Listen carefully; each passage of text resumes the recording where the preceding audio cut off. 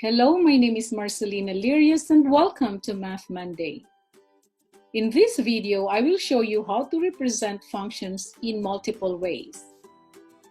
Please get your pen and your notebook and be ready to take down notes. At the end of this session, you should be able to represent functions in different ways, such as using a mapping diagram, input-output table, a graph, a set of ordered pairs, or an equation. So what are the different ways of representing functions? And what information do the function representations give us? Okay, let's start with some vocabulary. So when we say a relation, it's a set of paired numbers which we call ordered pairs or objects, x and y, where x is called the input value and y the output value. We have a special relation which is called a function.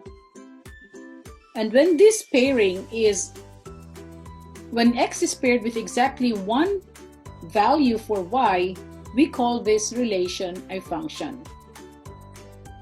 So each input x is paired with exactly one output value for y. Let's take the first example. We're asked to express the relation given the set of ordered pairs as a mapping diagram, table, or graph.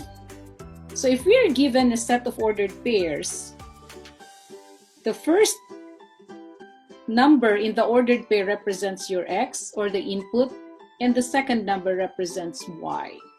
So in this case, x is -1, y is 0. In the second pair, we have x is 1, the second value is 2. So it will be in the y set or y value. Then the third pair is 2 and 3. So the first number is 2, it's the input value, and the y value is 3. And 4, 6, we now have 4, 6. So this is one representation of a function called a mapping diagram. So we pair each element in x with another element in y. So 1 is paired with 2, 2 is paired with 3, and 4 is paired with 6. The question is this relation a function? Going back to the definition, when we say function, each element in set x is paired with exactly one element in set y. So this is called a function. Okay. Now, if we are to represent this ordered pairs, same ordered pairs in table form, so we now have our x values, so have x -1, 1, 2, and 4. So you now have here x -1, 1, 2, and 4. These are the first values in the ordered pair. So we call this as our input. And looking at the second values, we have 0, 2, 3, and 6. So 0, 2, 3, and 6.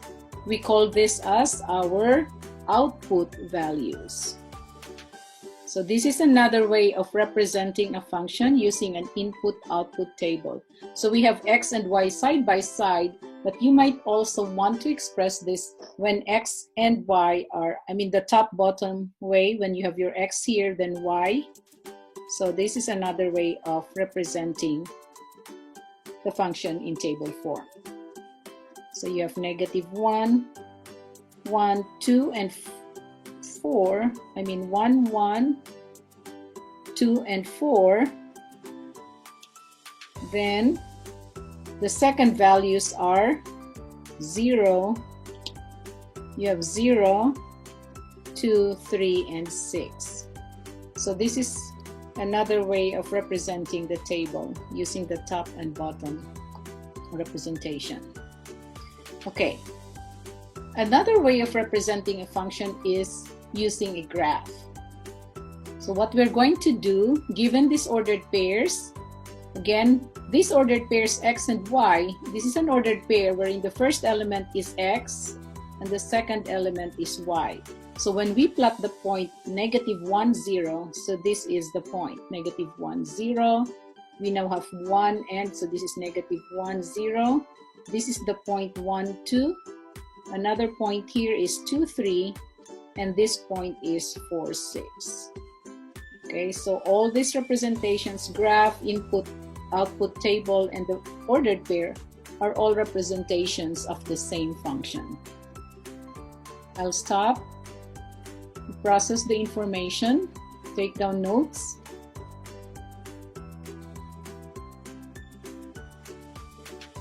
Okay.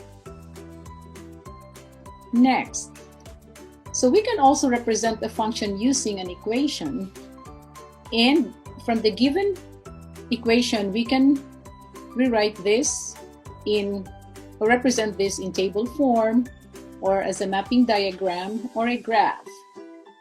So let's have this example. The equation y equals 2x plus 5 represents the relationship between the total amount y is the total amount, and the number of rides x. So Henry spent at ABC event that charges $5 entrance and 2 per yard.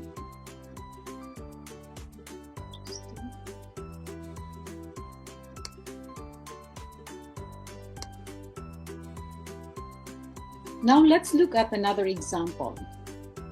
So one way of representing function is using an equation. So in this example, we are given the equation y equals 2x plus 5 that represents the relationship between the total amount y and the amount or the number of rides x. So Henry spent y amount of dollars at ABC event that charges $5 entrance fee and $2 per ride. So the 5 here in the equation represents the entrance fee, and 2 here is the amount you pay for each ride. So x here represents the number of rides. So if we represent this function using a table, let's start with substituting our values for x. So since this is an amount, we cannot represent, or x represents the number of rides, so we start with 0. That means we just entered the event or enter the park. So you are already, even without getting any ride, you already pay for the entrance fee, which is $5. So that means x is 0. So when x is 0, you have not taken any ride, so you substitute 0 here. 2 times 0 plus 5, so which is 0 plus 5 is 5.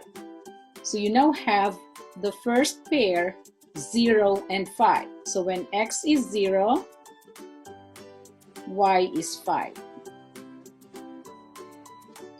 Then if we substitute, if Henry takes 1 ride, we substitute this value for x in the equation. So y equals 2 times x, or 2 times 1 here, plus 5, and simplifying this, 2 times 1 plus 5 gives us 7. So we now have another pair when x is 1, y is 7. And when x is 2, we substitute 2 into the equation. Y equals 2 times 2 plus 5, which is 9. So we now have another pair, 2 for x, y is 9.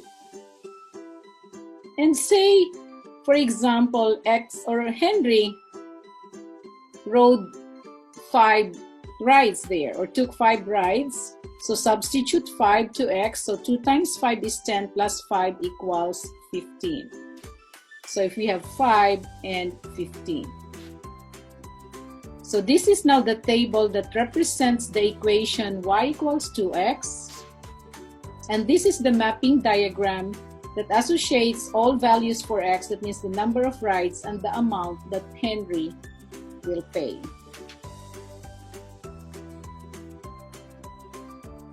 So here we have the equation, we have the table, and we have this mapping diagram. All three representing the same function or same relationship. So given the same function here, y equals 2x, we already have the table here, substitute x and y, get the value for y. So if we plot the points, when x is 0, we got 5. So this is the point. When x is 1, we got 7 earlier. And 2, we get 9. And if we substitute x is 3 here, 2 times 3 plus 5 is 11. So y is equal to 11. So these 4 dots here represent the points or the ordered pair representing the function. Okay.